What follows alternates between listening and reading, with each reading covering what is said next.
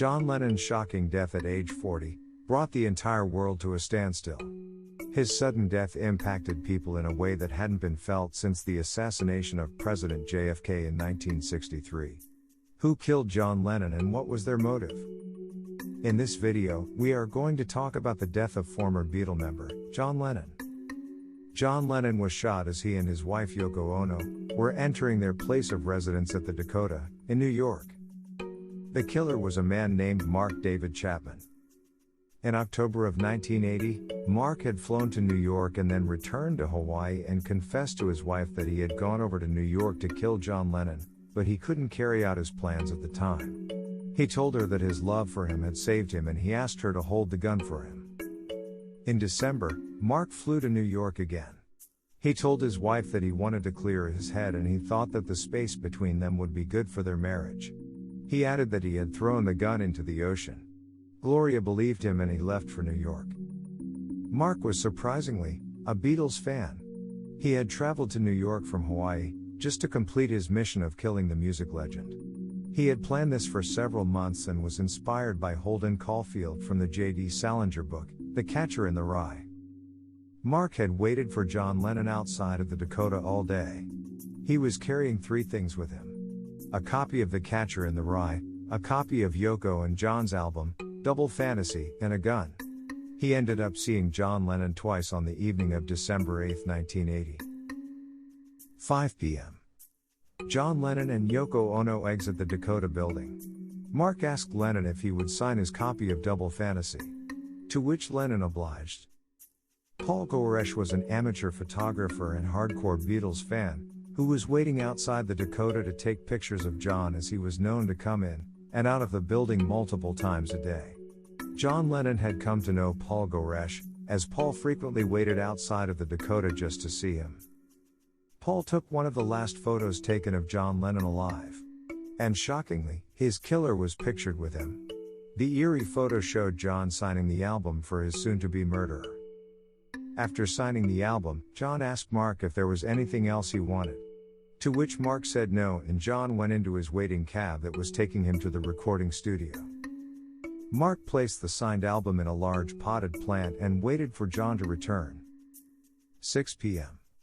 John and Yoko arrive at the record plant recording studio on what would be their last recording session together. Whilst at the studio, the couple worked on their latest song, Walking on Thin Ice.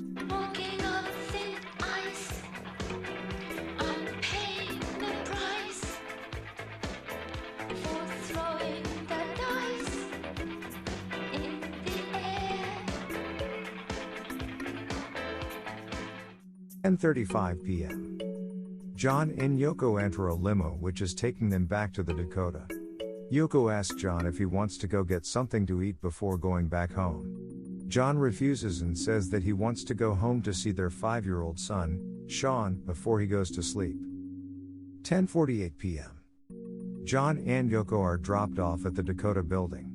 Yoko quickly makes her way to the lobby as Lennon stays back to collect a tape recorder and cassette tapes containing the day's recordings.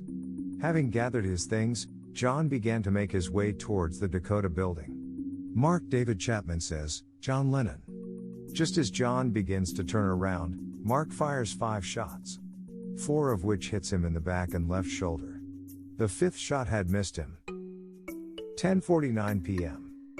John manages to open the door to the lobby. Stumbling up the stairs, he says, "I'm shot," before collapsing face down on the floor.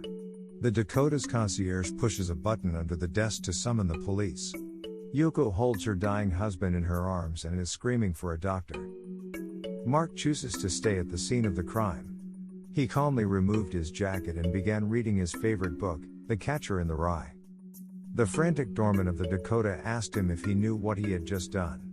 To which Mark replies, "Yes, I just shot John Lennon." Police arrive within a couple of minutes and Mark is pointed out to them by witnesses as being the gunman. He is promptly arrested.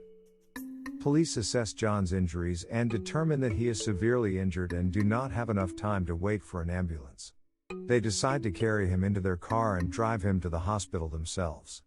The concierge remembers hearing John's bones creak as they lifted his body up.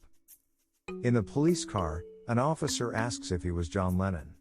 To which John slightly nods and says yes before losing consciousness. This was John's last words. 11:01 p.m. John arrives at the Roosevelt Hospital and is immediately worked on by doctors. Unfortunately, they are unable to save his life. 11:15 p.m. John Lennon is pronounced dead. John Lennon didn't have a funeral. There was instead a private cremation. His ashes were scattered at Central Park, where there is now a memorial called Strawberry Fields. The memorial is just opposite the Dakota. Mark David Chapman was sentenced 20 years to life. He has had many parole hearings and has been denied every time. When asked why he killed John Lennon, he claimed it was for the notoriety.